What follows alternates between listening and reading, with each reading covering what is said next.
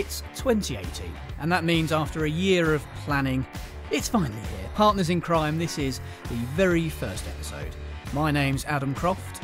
And my name is Robert Dawes. We're here to cover all things crime fiction and fact in this brand new podcast. So let's crack on with episode 1. So Bob, my partner in crime, what's been new in your world this week? Well, I've been watching a wonderful French crime series, Spiral, which I've been addicted to since it first began. I've been rereading Michael Connelly's The Burning Room, so I've been back in LA with the Cold Casing with that great crime writer, and just really enjoying writing as well, which I'm stuck in the middle of my latest thriller set in Gibraltar, and just enjoying all things criminal without trying to actually commit any crimes. That's always the challenge, isn't it? Well, it trying to keep it fiction. I've been reading a very, very interesting book just recently, and I did wonder whether to touch on this in the podcast or not, because it is quite controversial, but I think we should probably just set the tone from the start. It's a book called The Life and Crimes of Jimmy Savile. My God. And it's the reason I mention it is because it is a fascinating insight into the psyche of a man who obviously was a dreadful criminal. It's the chap as an interviewer who had this kind of obsession with Jimmy Savile, I suppose, from a young age. He had always noticed there was something a bit odd about him, and as he got older and became a journalist, he started to be granted interviews with him, and he kind of followed him about through a lot of his life, or a lot of his later life anyway, and managed to elicit some quite interesting things, which obviously looking back now he's been able to put into context. Well, a bit like Louis Theroux did on his exactly, yeah, insightful documentary on that particular man. It's those things that you look back on. I think that's something that all fascinates me about a lot of criminals that I've read about, whether they're murderers or not, is that when you look back, a lot of the things tend to make sense that didn't at the time. Things that were perhaps just a little bit odd. I mean, we hear this time and time again from different people, and that was my reason for mentioning it. Really, is that obviously it's a completely different type of crime to the fictional types of crime that we'll be covering on this podcast. But it's just a fascinating look into the psyche of somebody who was undoubtedly a dreadful criminal. Yes. So I thought I would throw that one in there. But other than that, I think for me, it's I have been watching a lot more TV recently than I normally do. Having had Christmas, yes, and having had recovering in front of the box, it's called, absolutely, and having had a young son as well, and being completely knackered by about 6 o'clock in the evening. I'm glad to be past that particular stage. And one of the things I've been watching is a series, an American series on Netflix, I think it is, called The Sinner. Yes. It's one of those ones where I'm not quite sure if I like it yet or not. It's quite different. It's set in the United States, and a woman and her family are on a beach enjoying a seemingly nice day, and there's a young couple a few feet away from them, and she inexplicably gets up and stabs the man to death, having never spoken to him before in her life, and seemingly not knowing him or having had any connection with him whatsoever. And as we go through the series, you start to unravel who she is, who he is, and what kind of brought their lives together that day and ended in that act. Wow. It's what channel is that on? I think it's on Netflix. Right. I think it's Netflix. I have to double check. I'm really bad at remembering things like that and remembering names, only because I wrote it down, that I even remembered about it. Well, I've been back, as I said, with an old favourite, which is Spiral. That's one I'm yet to watch. Well, convince me. I think it's my all-time favourite, actually. I think it's beautifully done, wonderfully written, and superbly directed, and particularly well acted. In fact, it's the French one, isn't it? Yes, it is, set in Paris. And then hopefully one of our guests over the next few months will be one of the directors of that programme, who can give us some interesting insights into how they make that particular crime drama. It's wonderful. I find it very moving, very exciting, and I can't wait for the next episode, which is exactly what you want from a series, isn't it? I've not tried it yet. How many seasons have there been so far? I think this is the 6th. Oh, wow. I think. I'd better get started. Yeah, and also I've been watching The Tunnel, which is a Sky production, which is the British take on The Bridge, which was a Scandinavian series, which I'm sure we all know, which I absolutely adored, and wondered whether it would actually adapt well to this country, and which I think it has. There's a magnificent performance by Stephen Delane in one of the central roles, and it's not the bridge between Denmark and Sweden. It is, of course, based around the tunnel and more crossing the channel and various other things like that, and I think they do it extraordinarily well. So that's keeping me glued to the box. Cross-border relations are about to get a whole lot more interesting in the UK over the next year or two. They certainly are, yes.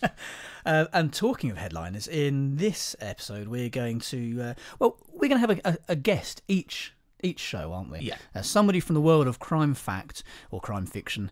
And when we started planning this podcast last year, we had a few people in mind that we'd speak to, both being crime writers ourselves and Bob being an actor, having been in lots of different crime dramas. We thought, we could probably get quite a few half-decent names between us. So we started to compile a list, and I think we're hitting the ground running. I think we may have peaked too soon with the first episode. Yes, I think we've got a great list of people that we'd love to talk to and who've agreed to come on the show. I'm calling it a show on the podcast.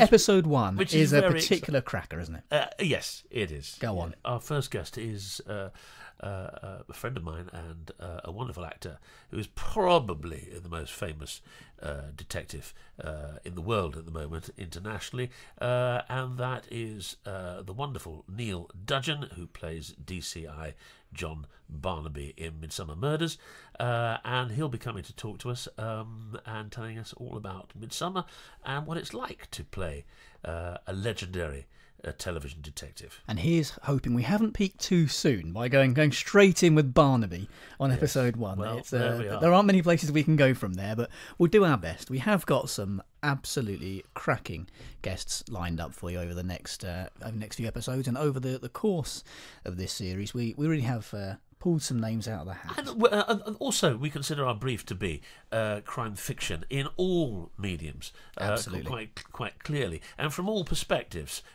Interviewing writers, interviewing television writers as well, interviewing adapters, working through all the mediums, radio, television, literature, and just getting perspectives from all different angles of people who work in the crime fiction trade. And it's worth mentioning at this point that the podcast quite literally would not be possible without the fantastic folk at Kobo, the world's favourite local bookshop, or certainly our favourite local bookshop anyway. There's over 5 million digital book titles to choose from on Kobo, and they've got a very special offer just for you guys, just for the listeners to Partners in Crime. If you head over to kobo.com, if you want to pick up some crime books there, you can get 90% off. 90%? 90% off your first ebooks, just for listeners to Partners in Crime, by going to Kobo and at the checkout enter the word crime as the promo code. That's a fantastic offer from a fantastic company. Well, it would be a crime not to pick up on it. Yeah, okay, I'm leaving the room. Should we add that into the promotional material?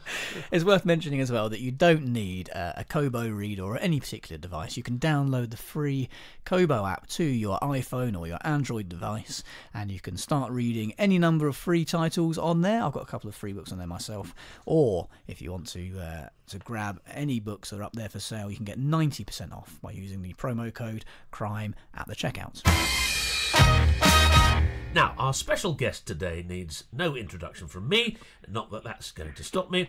A distinguished actor from stage and screen with a list of impressive career credits ranging from Messiah, Common's Muck to Bridget Jones' Diary.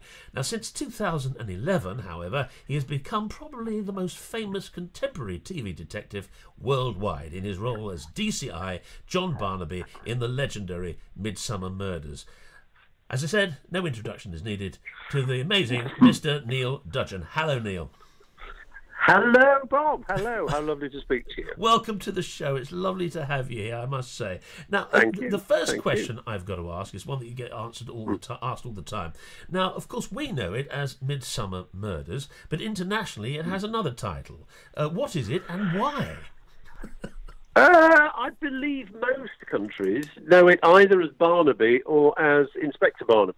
And that's why, when dear John Nettles was leaving the show, they had to figure out a way of continuing the name Barnaby somewhere in the show in order that they could still justify calling it Barnaby or Inspector Barnaby around the world. Although, of course, Taggart didn't bother with anything like that, did he? Taggart died, they just carried on calling it Taggart. So I don't know why they were so bothered about it, but people seem to think it was a great conceit, this idea that they've got it's his cousin who's also a Detective Chief Inspector who now moves to Midsomer. To be honest, when I first heard this, I thought, well, okay, then if you want to do that, that's fine. But lots of people since have said to me, what a brilliant idea. Whose idea was that? Was that your idea to be his cousin and keep the name? That was brilliant. And I thought, oh, well, okay, I'm glad people like it. But when I travel abroad and I was in Belgium just before Christmas, and you should wander innocently around an art gallery, and this lady ran up to me and said, "You are the inspector." "No, you are the inspector." And that they shouldn't call this. They said, could you sign this piece of paper for me, Inspector? You are. I'd write Inspector Barnaby on the. Okay, it's all of it. So I'm sort of treated like an inspector throughout Europe. You are the inspector. It's like the doctor, isn't the it? Inspector. The inspector will see you there. It's just reminded me, actually. I was something I'd completely forgotten about. I was in a hotel room in Prague, as you are, last summer, and I was flicking through the TV, and a very familiar sight was on the TV. It was Midsomer Murders, overdubbed in Czech. And I think it was called something very predictable like Murdery Midsummeroo. Or something along those lines. That's a perfect Czech accent you're using there. It's very good. I'm fluent now after my 3 days in Prague. Yes, Can you save us from your Japanese version? Sorry, go on. No, well, it's an international hit. I mean, it's extraordinary. So, I mean, you took over, joined the series in 2011. And what were your thoughts when you were first approached to join Midsomer? Well, to be honest, I recall I was in the kitchen and the phone rang and it was my agent. And the first thing she said, you know this thing about Midsomer Murders? And I said, no. She said, you do, the thing, you're being offered Midsomer Murders. And I said, what? She said, the thing that they want you to take over from John Nettles. I said, hang on, go back. I said, I think I would have remembered if you'd mentioned this to me before. She said, oh, I'm sure I mentioned it. I said, what's this about? She said, look, John Nettles is thinking that he's going to leave Midsomer Murders quite soon, and if he decides to leave, and if Bentley, who make the show, decide that they want to carry on with it, and if ITV decide that they want to carry on with it with somebody else, then they're all saying at the moment that the person in pole position to take over from John Nettles would be you, because Bentley have gone to the network and said, how would it be with Neil Dudgeon? And the story, as I was told, what my agent said to me was, ITV came back and said, yes, okay, we're happy for Neil Dudgeon to take over the show in a year or two if you can't find anybody better. which obviously makes you think, well, that's tremendously good news. So among all these sort of ifs and buts and maybes, I thought that is never going to... It's very nice of them to think. I mean, it's very nice to have even been thought of on however long a list, but that will never happen. Because, as you know, Bob, there are situations in one's career where I was reminded of a writer once who rang me up and said, I've just had my show greenlit. I've written this character. He's your age. He's from Doncaster, where you are. It's you. I've written... This part is you, for you. So get onto your agent before it gets complicated with any other casting. And so I rang my agent and she said, oh, I'll get straight on it. And a week went by and I hadn't heard anything. And I rang about it. I said, what's happened about this thing? They said, oh, yeah, we spoke to them. The director says you're wrong for the part. And I said, how can I be wrong for the part? It's me. It is me. Said, no, he says you're too old or too... This is insane. So when somebody rings up and says, if John Nettles leaves in a year and if ITV want to do it, it's yours, you think that's no chance. There's far too many ifs. It never happened. And then about a year and a half went by, and I had a phone call every three or 4 months to say, oh, you're still their number one choice. Sort of thing. And then after about a year and a half, they rang up and said, would you like to do an episode of Midsomer Murders? And I thought, hang on, we're down to an episode now, is that? That's all I'm getting. And they said, oh no, they've got a policeman in an episode, and somebody's had the idea that if they can cast you as the policeman, they'll change the policeman's name to Barnaby, which is what they want you to be called, and this would sort of introduce you if it turns out that you are eventually going to take over the show. And I said, well, yes, all right, I'll do that. That's, it's a nice episode of Midsomer Murders. And I think I shot all my stuff in Brighton, which was very nice. So I went and did that, and actually one of the regular directors, a lovely man, Rennie Rye, was directing the episode. Yes. And I knew him from before, and he said, well, come and meet me and have a cup of tea and a meeting. And I said I'd do it. So he said, just come and meet and have a cup of tea and a chat. And I went to see him, and he said, I'm amazed you've said yes to doing this episode. I said, why? He said, well, at the moment, they all think that you're great and you're their favourite for the job. So all you can do now is screw it up. And again, I thought, well, this is very encouraging to your first meeting with your new director. He's saying you'd have been better off steering clear of this because you'll turn up and make them all think, oh, no, we thought he'd be really good. But no, he's awful. No, let's get rid of him. But then I thought, oh, well, if that's the case, I might as well come along and have this, whatever it was, a 3-week filmed audition for the part and see whether they like it rather than getting me to start doing it and then deciding they don't like me. So anyway, I did that. And then about 6 months later, they rang up and said, oh, the show's been commissioned for, I think initially they said the show's been commissioned for 4 episodes with you as the new Barnaby. And I thought, oh, that's good to have 4 episodes to kind of play your way in. It's not just like they're going to say, we'll give you 1 episode and if we don't like it, you'll get the chop.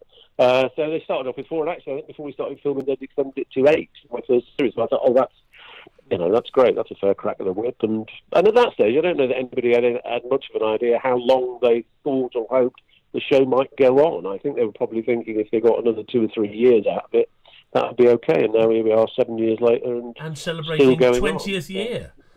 Which the is 20th year, which is astonishing. It is. I mean, it's the longest running contemporary police detective series ever, I believe. And the fact is, you that divine segue into the role of John Barnaby. I mean, I have to say, having had the distinct pleasure of working with John Nettles on an episode and recently with you, from the word go, you made the character completely your own, very different from John.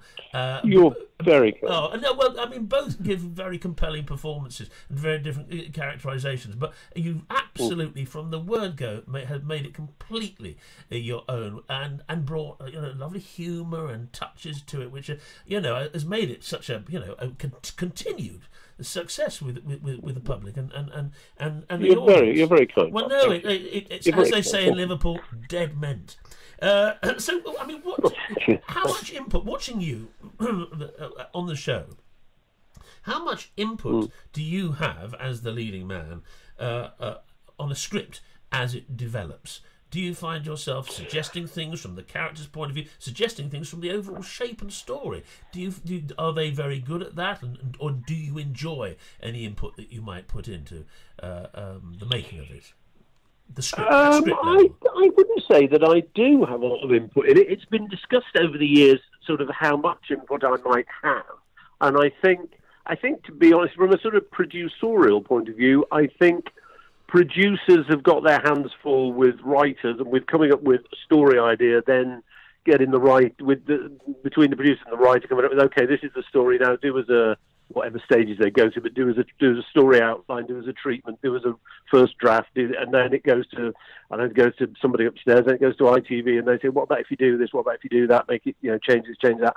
So then they change it again. I think for them, the idea that then I would be involved at some point and say, oh, hang on a minute, what about this? What about that? Is that you get too many cooks spoiling the broth, really. Yes. So I've never got that involved with the process at that stage. And really, then I've said to them mostly, I don't want to know too much about it until I can read a pretty good version of the script. Yes. Because there was one time when they said, oh, well, we want you to be involved at the beginning here, so we'll send you this 30-page essay on what might be in the story. And it was so kind of huge and sort of indigestible, and thinking, well, yeah, that might be a good idea if you do something about that, or if you do that, then that might work. And I thought, I can't really offer much help, really. I didn't feel like it was an area that my expertise, such as it is, extended into.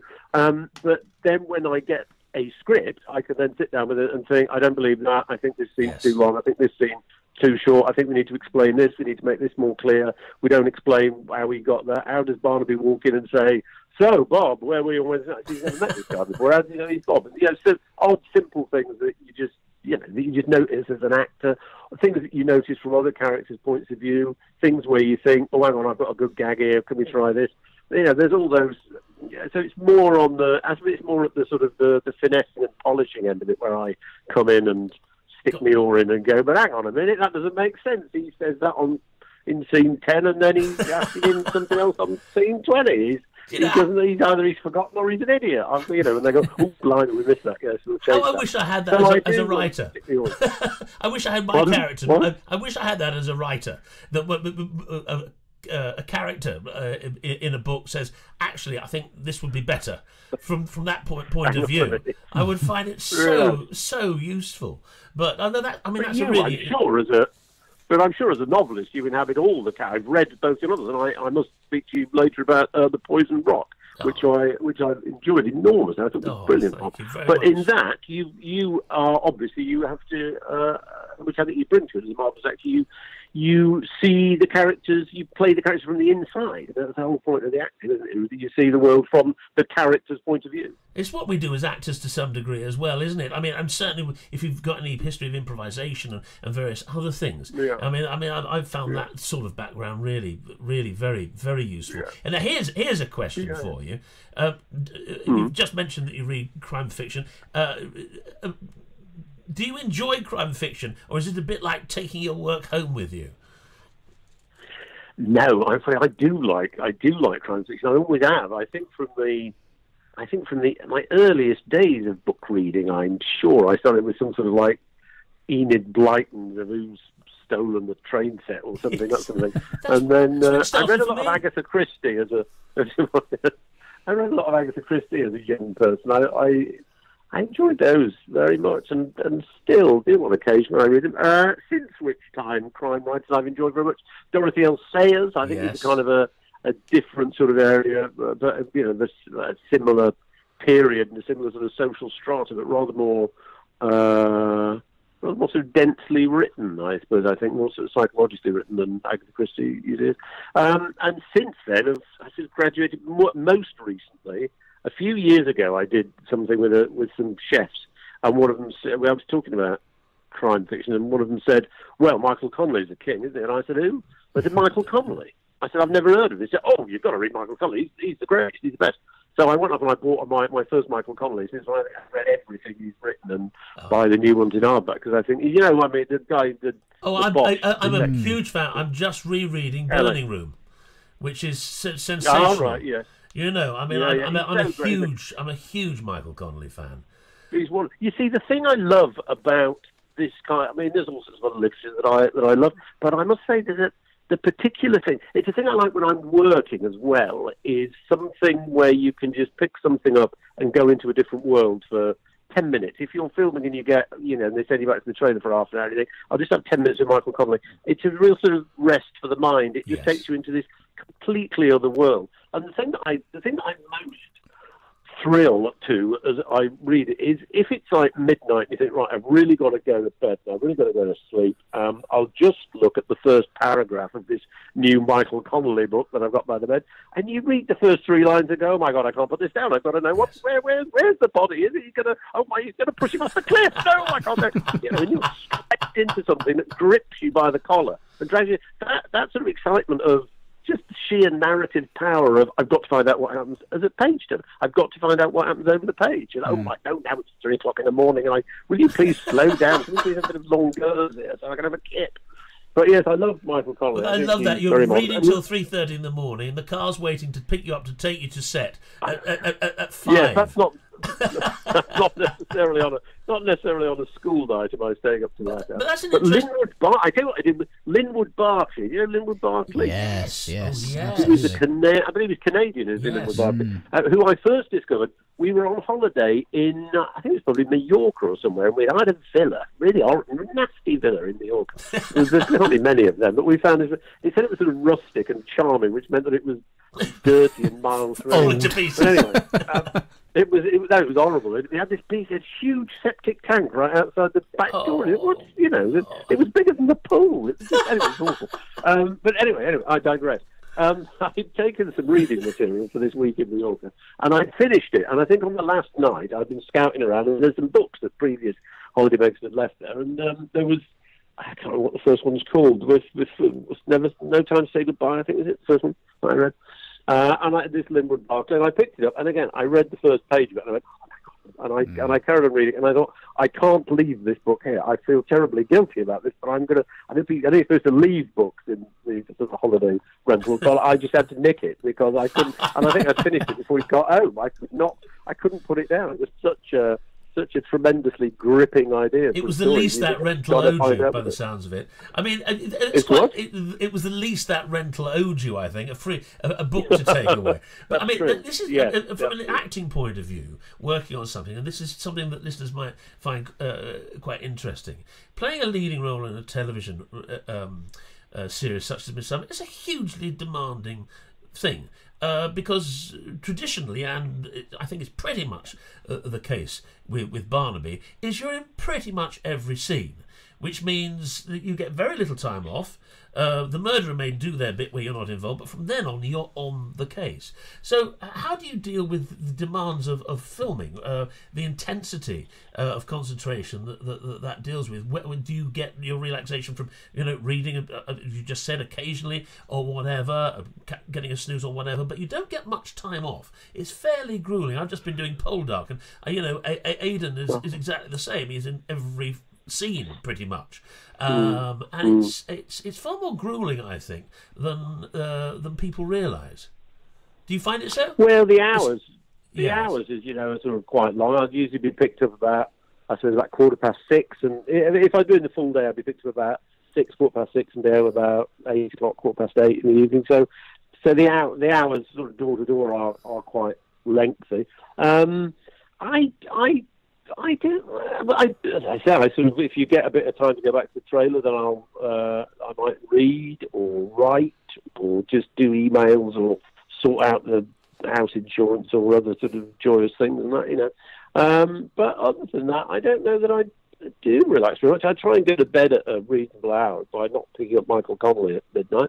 But usually, once the kids have gone to bed, when we're filming, I'm often in bed by sort of half past 9 in order to be up at whatever, 5:30 the next morning. Pre-learning the scripts. You've got to. Well, yes. The thing I do. Prepping. I was going to say the thing I spend most of my time doing really is I'm very fortunate. I get driven to work and driven back, and a nice man picks me up at 6:15 in the morning, and I get in the car, and I'll spend an hour on the way to work going through the script for the day and for upcoming days. And then another hour on the way home at night, and then I look at the lines for tomorrow again before I go to bed. I find it's a good time to sort of get the lines again so they sort of sink in overnight. And then if I wake up in the night, the lines are the first thoughts that come into my head, unfortunately. And then if I get up and go and get in the shower, I'm doing the lines in my head in the shower, and it's like a sort of it's a fever of line learning, really, because it's a constant thing. But another thing I discovered doing the show, which I sort of found sort of slightly interesting, is it's the kind. I think it's about doing a murder mystery thing. As a fan of the genre, in books but on television, is you want to look at the man and go, oh, he thinks it's, he suspects that, he thinks it's him. The way he asks that means that he's realised there's a connection between what they said there and what somebody said like half an hour ago. But of course, when you're filming it, you might film scene 50 on the first scene that you shoot on day one of the shoot, and then you film scene 20 4 weeks later.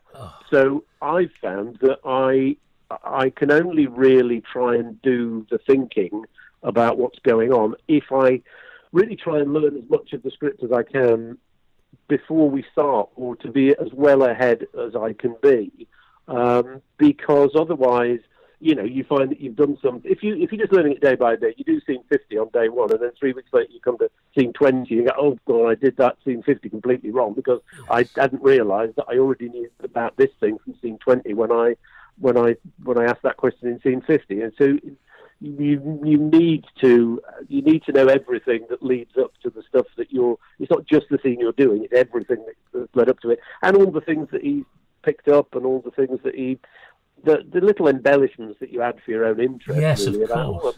When he asked where were you on Wednesday night, maybe it needn't just mean where were you on Wednesday night, but also there's an implication about that. So he's sort of trying to do, and I think the more you can find interesting things to play for yourself, the more interesting, hopefully, it comes across to the audience, because they think it looks like you're thinking. And I find it's easier probably to actually be able to do the thinking than to act that you're thinking when you don't know what you're thinking about, if you know what I mean. I do know exactly what you mean. It all is easier.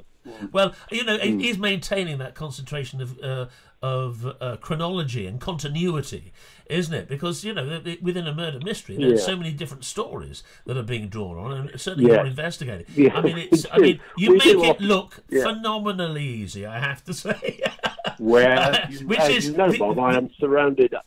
I'm surrounded by marvellous people, not just the wonderful other actors like Fiona, who came on to do it, and wonderful Fiona Dolman, and now lovely Dick Hendricks as the sergeant. Yes, but also there's people like the director, hopefully has a good handle on what's happening in the story, and Dear Moti, who's the continuity one. Who there's quite often a little conference where I'll say, hang on a minute, do we know when I say this? That thing I said a thing the other day in a scene about blah blah blah.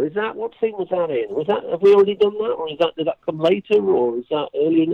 And then she'll sort of rifle through all her notes and say, yes, that's scene 22. That's the scene from the day before. So you do know about that when you ask about this. So there's a lot of other help and support that one gets when one does have bits that one misses. Well, I mean, we've got one question here. What do you think? It's this question, and you must get asked it all the time. What do you think the particular magic of Midsomer Inspector Barnaby is?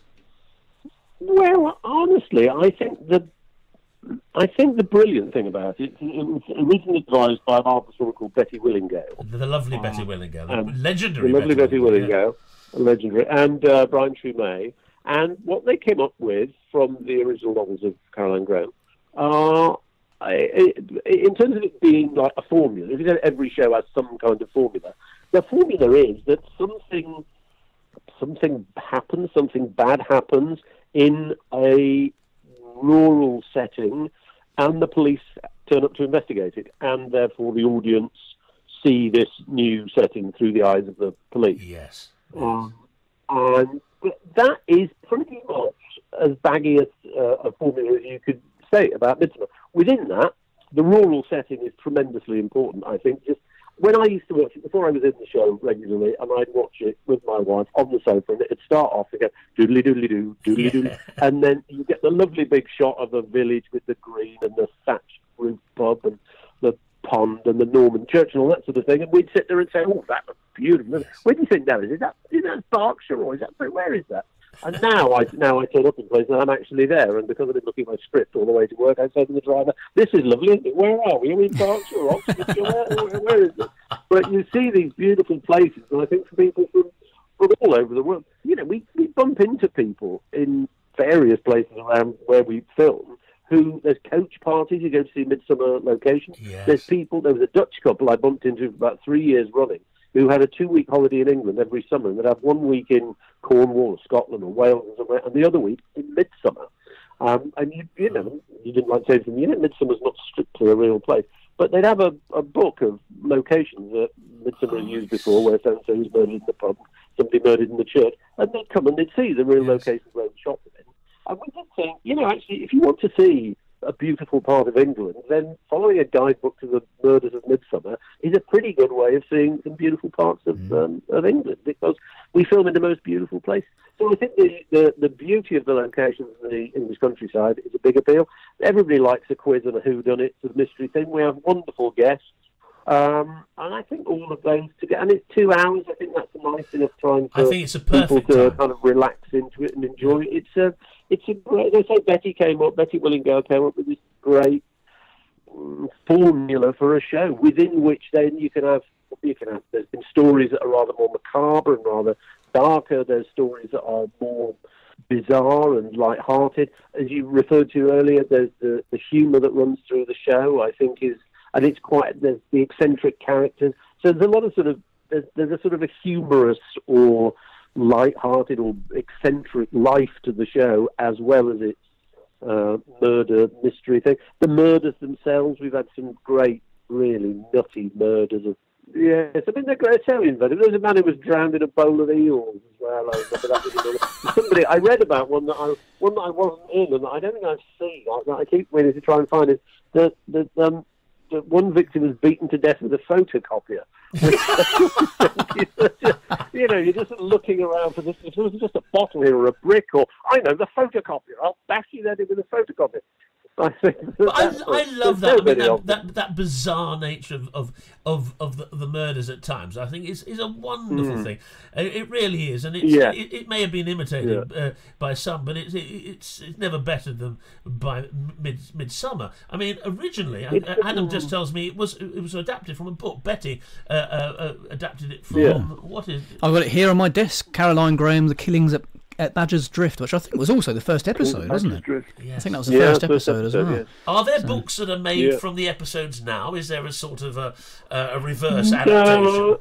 No, I don't believe so. There are the only books I know about are things like. I think there might have been I think there was sort of a coffee table-y book a few years ago about how they make Midsomer or something like that. But no, they haven't sort of novelised our stories. Well, you think there'd be marvellous material to actually for writers to do that, but obviously there's a very good reason why they. I think there are only 7 of the original books. Looking at this, I think so. From what I can make out from the back of this paperback, but I'm sure somebody will email in and prove me wrong. Oh, well, I'll tell you, Neil. I've had a ball. I know Adam has.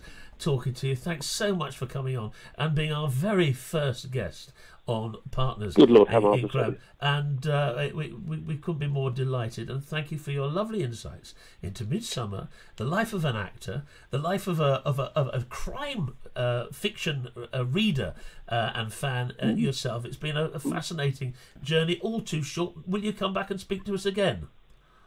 Oh, I'd love to. I could go on for hours. Yes, Bob. I've got many stories yet to regale. Right, you're booked. I'd be pleased with that. Bless you. Yeah. Thank you very much, Neil. Well, how's that for a first guest? Possibly the most famous TV detective in the world. Well, and a lovely man to boot. Absolutely. I mean, I have to say I've long been a fan of him as an actor, but having worked with him, I can tell you, walking on a set, and if Neil Dudgeon's there, you're going to have a wonderful time, and you're going to have a great experience. Lovely man. I mean, wonderful insights there, as I said, into the making of the programme and into the actor's life, and from the perspective of a character in a crime drama. So thanks, Neil, and I hope he does come back. Absolutely. I was going to ask you, actually, in terms of Midsomer Murders and coming back, you've done 2 guest appearances on Midsomer Murders. Now, what's it like for a guest? Because I guess it's... I mean, I can only imagine that, you've got this kind of core cast and this kind of repeated formula that goes on, but a large amount of the cast changes for each episode. Well, yes. I mean, predominantly. I mean, it depends really. I mean, you've always going to have a good cast on Midsomer Murders because actors are always going to want to do it because it's such fun, and so you go in and it's such a crack team. I mean, this is a show that's been going 20 years, and they know how to do it. And as I said, when you've got someone at the helm like Neil, it makes life a lot easier because he's incredibly welcoming. And very, very helpful. And also, from a point of view, you get to work with some extraordinary, but lovely actors. I mean, I worked with half the cast of 4 Weddings. In my episode, there was the one I've just done with James Fleet and Simon Callow. Wow. And as I say, in the one I did 10 years ago, where I had a grisly end drowned in a television set of red wine. As Mike Spicer, if I remember rightly. Yeah, I think it was... it was a Pinot Noir, I seem to recall. It wasn't that the most highly rated Midsomer Murders episode? It's called Hidden Depths. And I'm told, reliably, but from several different sources, it's been voted the viewer's favourite Midsomer episode on several occasions. Is that because of the amount of wine that was involved? Well, I think it was the sheer ingeniousness of the deaths. I mean, there was one death with a guy staked out in the middle of a lawn, wine bottles are catapulted, and he's and that's a grisly way to go. But do you think they just kind of pick things? I mean, you see these kind of random generators online that would generate something. You think it's kind of, they've got a verb, a noun, a verb, and it just kind of generates wine bottle flung at head. Well, I think, yes, it's all in the detail. I can remember having a conversation with two of the writers of the Bond movies, Rob and Neil, and I can remember they were on their fourth Bond movie at the time, and I said, so what's it like writing for a Bond movie? And they looked at each other and said, basically it's just spending months in a room figuring out the most extraordinarily perverse ways that people can die. At the time, I think they were trying to devise something where acid came out of lawn sprinklers.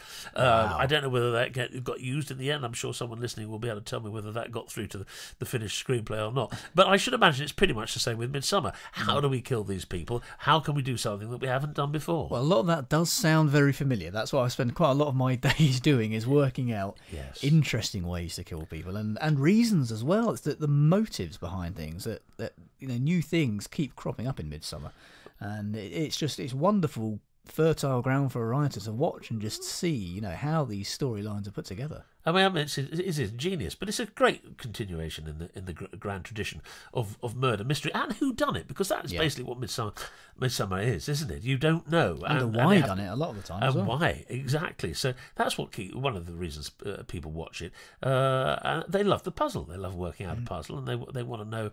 They want to be wrong-footed. Yes, and I think that's an ingenious way, and Midsomer, I think, does it better than most by some considerable distance. But I think it's safe to say we're off to a flying start in terms of our guests on Partners in Crime. So thank you very much to Neil Dudgeon. If today's episode of Partners in Crime has got you in the mood for more crime fiction, why not claim 90% off of your first ebook at Kobo? Head over to kobo.com, select the books you'd like to buy, and use the promo code CRIME to get a huge 90% off your first ebook with Kobo. Your new ebook can be read instantly and completely free of charge on Kobo's app, which is available for Apple, Android, and Windows devices. Well, we hope you've enjoyed our first episode of Partners in Crime. We'll be back very soon for episode 2, in which we speak to best-selling author Dreda Say Mitchell about her childhood growing up in the ganglands of East London and how her background has inspired her writing. In the meantime, please do subscribe to the podcast on iTunes, Stitcher or Google Play to ensure you don't miss an episode. And if you've enjoyed today's episode, please do leave us a rating on your podcast app in order to help us build our audience further. We'd love to hear your suggestions for guests and features on the show too. You can email us hello@partnersincrime.online, tweet us at CrimeFicPodcast, or find us on Facebook under Partners in Crime. Thank you for joining us. We'll see you next time. Partners in Crime was presented by Adam Croft and Robert Dawes and produced by Adam Croft. The theme tune was by the Caesareans. The Partners in Crime logo and imagery was designed by Stuart Beisch. Partners in Crime is sponsored by Kobo, your favourite local bookshop perfected.